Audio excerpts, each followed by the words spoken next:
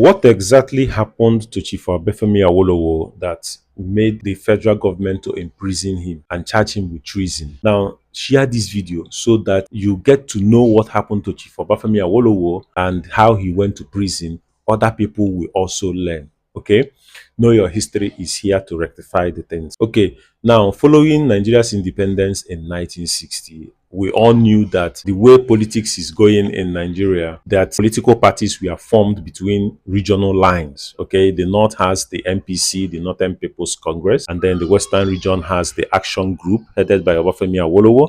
The Northern People's Congress was headed by Ahmad Bello. And then in the east, there is the NCNC, the National Council of Nigerians and Cameroons, which was later changed to the National Council of Nigerian Citizens, okay, NCNC. Now, these political parties were split between regional lines, okay? So these things were going on, but then there is a coalition between the MPC and the NCNC, in the federal house, so that they can be able to collaborate and win more seats in the federal house. And then the AG, the Action Group, are the opposition. Okay, the elections in 1954 suggested that it happened that way, and then the elections that took place again in 1959, which eventually Nigeria became independent in 1960. The same thing happened. AG, the Action Group, was the opposition political party between MPC and NCNC. And then in 1961, a problem started between Obafemi Awolowo,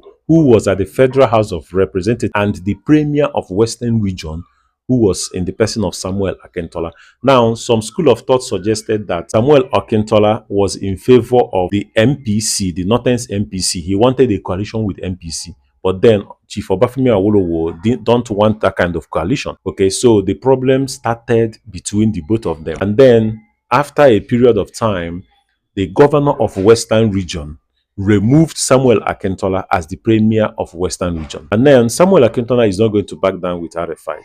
What he did was in the parliamentary house of assembly meeting, what he did was to rise up in the floor.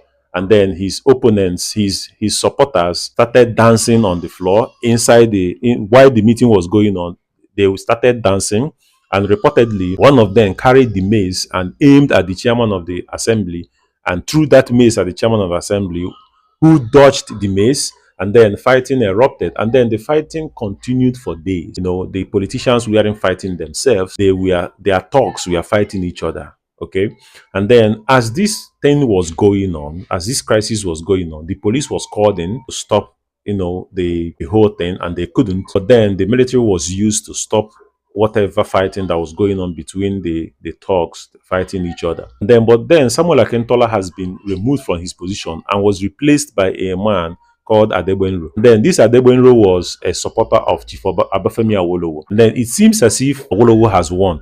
And then what Akintola did next was to do whatever he did, but then from the federal house, the prime minister in the person of Sir Abubakar Tafawa Balewa, what he did was to declare a state of emergency in the West. And then he suspended the governor of the Western region.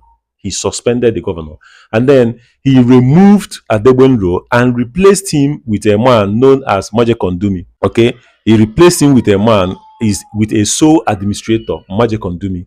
And then while this thing were going on, he placed Samuel Akintola, Obafemi Awolowo, and Adegbenro under house arrest. The three of them were under house arrest. Nobody is going anywhere. And then while this was going on, a state of emergency has been declared in the West, and then the premiership position has been replaced by someone else.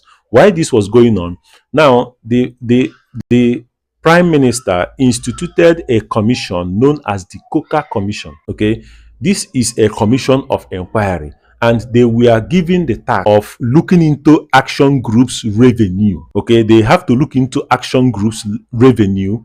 This is a political party that was headed by Chief Obafemi Awolowo. And now the commission sat, and then they found some time to conduct a lot of inquiries. And at the end of those inquiries, it was discovered that from 1954 up until 1960, the Action Group has been channeling some funds from the Western Region purse into individual persons. And then the owners of this account, the owners of this account were individuals, and the name of Chief Obafemi Awolowo came up.